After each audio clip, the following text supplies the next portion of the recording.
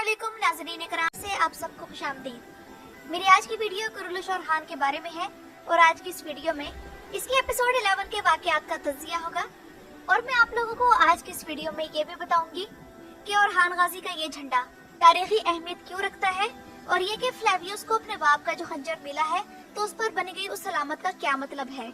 इससे ये जानने में आसानी होगी कि फ्लेवियस तुर्कों की किस कौम से ताल्लुक रखता है और ये निशान तुर्कों की किस कौम का था और वो किस खित्ते के रहने वाले थे।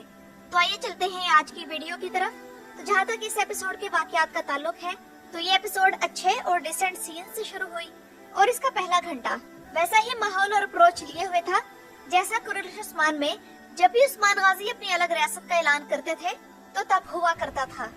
लेकिन फिर ये एपिसोड डेवलप होने लगी और कहानी के रिदम में इजाफा होता चला गया और एपिसोड के आखिरी 10 मिनट तो बेहतरीन थे और वो तमाम किस्त की जान थे और इन 10 मिनटों के साथ इमोशंस और थ्रिल ब्लेंड हुआ था। इसके अलावा दुश्मनों की साइड बेहतरीन तरीके से तरतीब दे दी गई है क्योंकि दुश्मन जितने ज्यादा मजबूत होंगे उतना ही फतह की शान शौकत नुमाया होगी।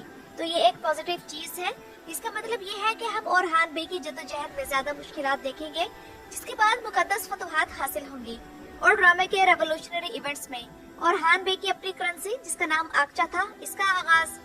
इसके अलावा एक बाकायदा फौज का क़याम जिसमें वो यतीम बच्चे होंगे जिनका आगे पीछे कोई नहीं और orhan बे का लग्जरियस कफ्तान, ये बेहतरीन ट्रेड्स थी। एस्पोर्चा के काफी सीन्स थे लेकिन किसी वाज़ेह प्लॉट के बगैर हैं सिवाय इसके कि orhan उसे बचाता है और वो भी बड़े टिपिकल अंदाज में दिखाया गया। जबकि orhan और नीलुफर की गुफ्तगू में भी एस्पोर्चा का जिक्र आता रहा। जबकि कारा खलील को जितनी अहमियत इस एपिसोड में दी गई है उससे ज्यादा मिलनी चाहिए। फातिमा और फ्लेवियस के सिनेरियो की तरफ आए तो फातिमा ने हकीकत खुलने पर वही कदम उठाया जो कि एक शरीफ और बाइज्जत लड़की को करना चाहिए। लेकिन दूसरी तरफ ये भी है कि फातिमा का किरदार एक ड्रामा क्वीन में बदल चुका है और उसके सीन्स इस किस्त में ज्यादा ही लंबे कर दिए गए थे। हो सकता है कि इंटरनेशनल मार्केट में ये वुमन ड्रामा चल जाए लेकिन सीरीज के लिहाज से ये बहुत ज्यादा है। इसके अलावा orhan सीरीज के मुतालिक अपनी एक वीडियो में मैंने पिछले दिनों आप लोगों से कहा था कि अखी के सिलसिले को दोबारा मुतहरिक करना चाहिए। तो इस एपिसोड में आहियों को फिर से मुतहरिक कर दिया गया है और बुरसा के बाजारों का इंतजाम भी अखी सिलसिले के हवाले हो चुका है। और नाज़रीन इकराम orhan बे का झंडा अब नई रियासत का नया झंडा है जो कि अब से सुर्ख रंग का होगा। इस झंडे की तीसरी सतर में सूरह सफ की आयत नंबर 13 दर्ज है। इसका तर्जुमा है और एक और चीज भी है जो तुम्हें पसंद आएगी, अल्लाह की तरफ से मदद और करीब आने वाली फतह, ईमान वालों को खुशखबरी दे दो।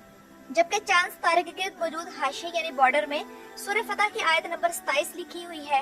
और यहाँ मैं बताती चलूँ कि सूरह फतह में बिलखुसूस सुलह हुदैबिया, जहाद और मक्का की फतह की खुशखबरी बयान की गई है। जबकि सूरह सफ का नाम ही सफ बांधने के मफहूम से लिया गया है और इस सूरत में अल्लाह की राह में जहाद की फजीलत बयान की गई है।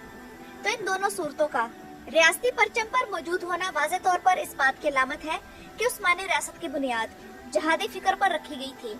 एक ऐसी कौम की रियासत बनना जिसने जहाद के जरिए फतूहात को अपना फरीजा समझा और उसे अपना बुनियादी मकसद बनाया। तो यही चीजें इस झंडे में अलामती अंदाज में जाहिर की गई है और ड्रामे में इस पॉइंट को इस कदर बारीक बीनी से पेश करना काबिल तहसीन है।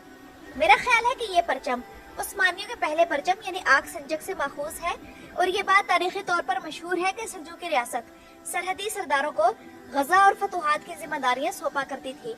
उस्मानी मौरखीन भी इस बात पर जोर दिया करते थे कि उस्मानी रियासत को दीगर इमारतों के मुकाबले में सरहदों पर जहाद के मामले में रूहानी बरतरी हासिल थी। इसके अलावा ये रवायत भी मिलती है कि सल्जूकी सुल्तान अलाउद्दीन की जानिब से उस्मान बे को बतौर तोहफा दिया गया एक आग संजक या सुल्तान सलीम के दौर तक इस्तेमाल होता रहा।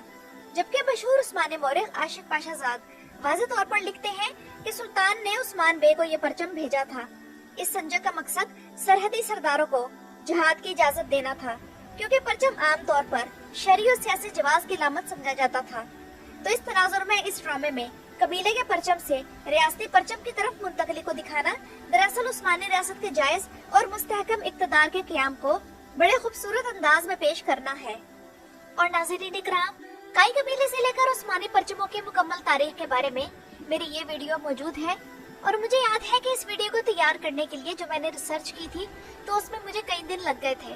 आप लोग ये वीडियो जरूर देखिएगा, इंतहाई इंटरेस्टिंग और मालूमाती वीडियो है, आप लोग देखकर मायूस नहीं होंगे। अब आते हैं दूसरी तफसील की जानिब। जो कि उस खंजर पर बनी अलामत के बारे में होगी जो फ्लेवियस को सारोस से मिला। और सारोस का कहना है कि वो खंजर उसके बाप का था। तो खंजर पर बनी इस अलामत का नाम तारक तमगा है। 15वीं सदी से 18वीं सदी तक आज का जो यूक्रेन है, रूस और रोमानिया है, तो इन इलाकों पर हुक्मरानी करने वाली एक हुकूमत जिसे खानाते क्रीमिया कहा जाता था, तो उस हुकूमत की ये सरकारी अलामत थी। खानाते क्रीमिया और सल्तनत उस्मानिया के दरमियान नहायत मजबूत और गहरे ताल्लुकात कायम रहे हैं। तो बात हो रही थी खानाते क्रीमिया की, तो उस्मानी तारीख की एक इंतहाई अहम शख्सियत याओ सुल्तान सलीम की बीवी और सुल्तान सुलेमान कानूनी की वालिदा आयशा हफ्सा सुल्तान क्रीमिया के खान मंगली गराई की बेटी थी। फ्लेवियस के पास इस खंजर का होना इस इम्कान को जन्म देता है कि उसकी जड़ें तातार नस्ल से जा मिलती है। इस जाविये से इसकी कहानी महज फातिमा के साथ एक ताल्लुक तक महदूद नहीं रहती, बल्कि एक ऐसे लॉन वुल्फ की दास्तान बन जाती है जो अपनी शिनाख्त और अपनी असल को तलाश कर रहा है। इस तरीके से इसके किरदार में एक गहरी मानवियत पैदा होगी, क्योंकि इब्तदा ही से हमें अंदाजा था कि फ्लेवियस मुसलमान होगा और ओरहान बे के साथ आ खड़ा होगा। लेकिन उसकी कहानी एक आम सी कहानी बन जाती अगर वो सिर्फ फातिमा की वजह से मुसलमान होता। इसकी बजाय अब उसकी कहानी अपनी शिनाख्त और नस्ब की तलाश से जुड़ी हुई है और अपनी हकीकत जानने के बाद ही अब वो मुसलमान होगा। तो इस हिसाब से फ्लेवियस की कहानी कहीं ज्यादा मजबूत और असर अंगेज बन जाती है। यहाँ एक और अहम बात मैं ये भी बताती चलूं कि खंजर का फिरोजे रंग में होना भी फ्लेवियस के तातार होने के इम्कान को मजबूत जाहिर करता है, क्योंकि फिरोजी रंग तुर्कों का रवायती रंग समझा जाता है और क्रीमिया के तातार इस रंग को अपने परचमों में इस्तेमाल किया करते थे। और ड्रामा में तकरीबन सब किरदारों के लिबास में बदल दिए गए हैं, लेकिन मुझे ये बात बड़ी अजीब सी लगी कि एक तो मलून खातून का लिबास तब्दील नहीं किया गया, कि जिनका लिबास तब्दील करना सबसे ज्यादा जरूरी था, क्योंकि इस वक्त वो इद्दत में हैं, तो उन्हें इस किस्म का लिबास पहनाना चाहिए था जिसमें काला रंग नुमाया होता। दूसरी बात ये कि मलून खातून इद्दत में है तो वो बुरसा में क्या कर रही थी? इद्दत में तो औरत को घर से नहीं निकलना चाहिए। इसके अलावा ये बात भी काबिल गौर है कि मलून खातून को बिल्कुल भी वैसा गमनाक नहीं दिखाया गया जो कि एक औरत तब होती है जब उसका शौहर अभी हाल ही में फौत हुआ हो। उधर गोंचा, फातिमा और नीलूफर के कपड़े उन्हीं रंगों से मिलते जुलते थे जैसे उन्होंने इस सीरीज के शुरू में पहन रखे थे। मेरे ख्याल में इनके कपड़ों का रंग तब्दील होना चाहिए था और कुछ ऐसे कलर्स इस्तेमाल करने चाहिए थे जो कि रॉयल लुक देते हो। मिसाल के तौर पर जामनी रंग या नीला रंग बहुत ज्यादा रॉयल लुक देता है, लेकिन इस कलर को कुरैश उस्मान में भी बहुत कम इस्तेमाल किया गया था और तकरीबन हर किरदार के मामले में ज्यादातर सुर्ख या मरून कलर पर ही फोकस किया गया। लेकिन नाज़रीन इकराम, एक इतनी खूबसूरत किस्त की रेटिंग वो नहीं आई जो कि होनी चाहिए थी, और ये पिछली किस्त की रेटिंग से भी गिर गई। और आप अभी भी अगले हफ्ते इसकी रेटिंग मजीद गिरने की उम्मीद रखें, क्योंकि रेटिंग तब तक बढ़ने की उम्मीद नहीं है जब तक कि बुध वाले दिन मैचेस रिलीज होते रहेंगे। और यहाँ मैं आप लोगों को खबर देती चलूं कि इस बुध को सिर्फ कुरुलुश और हान की नहीं बल्कि तमाम बुध वाली सीरीज की रेटिंग गिरी है।